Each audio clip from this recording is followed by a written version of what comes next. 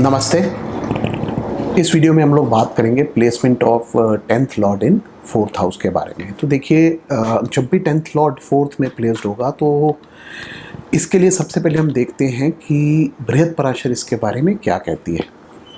तो देखिए, बृहत्पराशर में इसके बारे में बहुत ज़्यादा नहीं दिया गया। एक सिंपल वन लाइन दी हुई है जिसमें वो कहते हैं कि जब दशमेश चतुर्थ में हो तो ऐसे लोग सुखी, माता का भक्त, सवारी, भूमि, घर से सुखी, गुणी और धनी होते हैं। That's it. सिर्फ एक ये लाइन दी हुई है। ये जनरली ये कहना चाह रहे हैं कि ऐसे लोग जो हैं इनका जो अपनी मदर है उसके साथ एक अटैचमेंट रहती है और घर से सुखी, यानी बिकॉज 4th हाउस इनके हिसाब से अगर 10th लॉर्ड वहाँ चला जाएगा तो स्ट्रांग हो जाता है, तो इसलिए वो घर से सुखी रहते हैं, धनी रहते हैं और ओवरऑल उसको उन्होंने एक अच्छी पोजीशन दी है। अगर मैं अपने एक्सपीरियंसेस की बात करूं इस कॉम्बिनेशन के बारे में, तो देखिए, जो 10th हाउस है वो कर्म स्थान है और यहाँ पे कर्म स्थान का जो लॉर्ड है वो 4th हाउस में जा रहा है। अब 4th हाउस जो है वो थ्रोन को भी रिप्रेजेंट करता है, सीट को भी रिप्रेजेंट करता है। तो इस कॉम्बिनेशन को अगर मैं देखूंगा तो मैं दो प्रकार से इसको देखूंगा। फर्स्ट काइंड ऑफ इंडिविजुअल्स वो हैं जो अच्छी फैमिली में पैदा होते हैं, जिनका फैमिली का एक कोई बिजनेस होता है। ऐसे केसेस के अंदर अगर 10th लॉर्ड 4th में चला जाए और स्ट्रांग हो जाए तो ऐसे लोग जो हैं वो बहुत अच्छा कर पाते हैं और जनरली उन्हीं को हेड ऑफ द बिजनेस बनाया जाता है।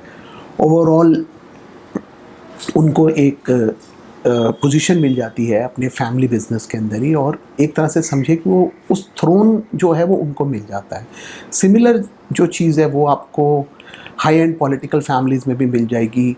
और अगर आप मोनार्क्स की कुंडली देखेंगे, राजाओं की कुंडली देखेंगे, वहाँ पे भी जब भी 10th का कनेक्शन 4th के साथ बनता है या 4th हाउस रिलेटेड दशाएँ आती हैं और प्रोवाइडेड वो अच्छा प्लेस्ड हो, तो वहाँ पे उनको राजा बना दिया जाता है। They get the throne at that time.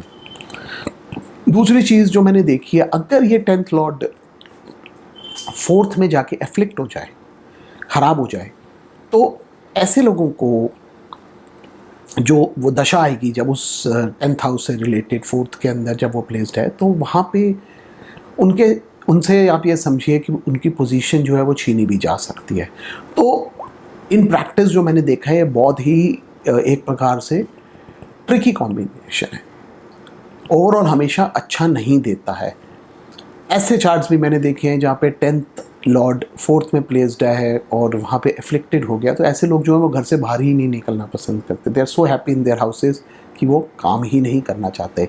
हाँ, ये बात ज़रूर है, ये प्रॉमिस ज़रूर है कि उनके पास लग्जरीज़ होंगी, घर पे इतने पैसे होंगे, घर पे लैंड होगा या रेंटल इनकम होगी, जिसकी वजह से उनको काम करने की ज़रूरत नहीं है।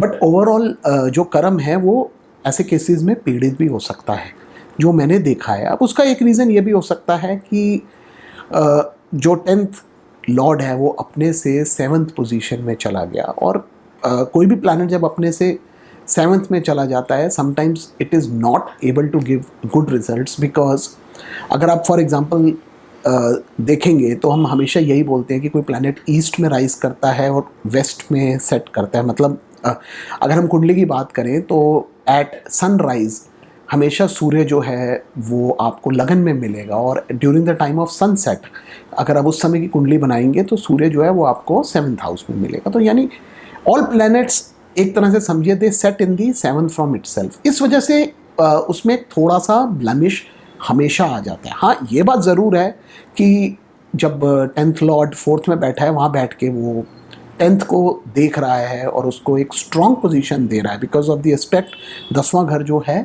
वो स्ट्रॉन्ग हो रहा है उस पोजीशन की वजह से। लेकिन this is a very cautious combination as per me, because अगर यहाँ ये 10th लॉर्ड 4th में जाके एफ्लिक्ट हो गया, so then it can create lot of problems. इसलिए बहुत एस्ट्रोलॉजर्स का ये मत है कि 10th लॉर्ड अगर 4th में प्लेस्ड है और it is a malefic planet, तो वो हमेशा अच्छे रिजल्ट्स देता है। बिकॉज रीज़न क्या है, आप सपोज कीजिए मार्स है 10th लॉर्ड और अगर वो 4th में प्लेस्ड हो गया, हाँ एक बात ज़रूर है, वो दिग्बल में it will lose strength, because Mars जो है वो 10वें में दिग्बली होता है, लेकिन 4th में वहाँ पे उसका बल लूज हो जाता है, डायरेक्शनल स्ट्रेंथ खत्म हो जाती है, but still it's a malefic planet, तो वो अच्छे रिजल्ट्स देने की क्षमता रखेगा बिकॉज इट्स अ मेलेफिक। लेकिन अगर कोई बेनिफिक प्लैनेट होगा, वो बीइंग 10th लॉर्ड अगर 4th में आ गया तो वो इतने अच्छे रिजल्ट्स नहीं देता, ऐसा बहुत एस्ट्रोलॉजर्स बोलते हैं।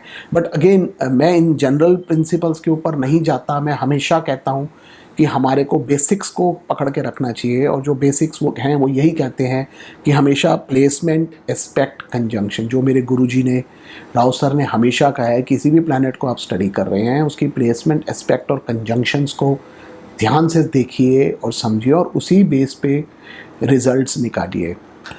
एक और चीज़ देखी है मैंने जब 10th लॉर्ड 4th में प्लेस्ड है, वो ये कि अगर ये कॉम्बिनेशन अच्छा प्लेस्ड होगा तो ऐसे लोग जो हैं वो प्रॉपर्टी के मामले में काफ़ी लकी रहते हैं, और हो सकता है उनको एंसेस्ट्रल प्रॉपर्टी भी मिल जाए या वो अपने दम पे भी अच्छी प्रॉपर्टी बना पाएँ। इस तरह की चीज़ें भी देखी हैं मैंने, प्रोवाइडेड मार्स भी स्ट्रांग हो ऐसे चार्ट में, और 4th हाउस फ्रॉम मार्स भी देखते हैं, बिकॉज मंगल जो है भूमि कारक है, इसलिए मंगल से आप चतुर्थ घर को भी देखिए, और अगर वो स्ट्रांग है और 10th लॉर्ड 4th में प्लेस्ड है और स्ट्रांग है, तो ऐसे लोग जो हैं प्रॉपर्टीज़ के लिए भी ये कॉम्बिनेशन अच्छा होता है, और इनफैक्ट प्रॉपर्टी रिलेटेड काम भी ऐसे लोग कर सकते हैं।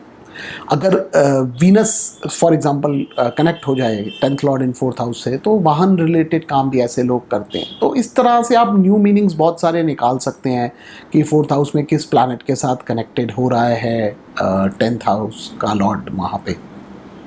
तो ये मेरे कुछ थोड़े से thoughts about 10th Lord in 4th house के ऊपर। धन्यवाद।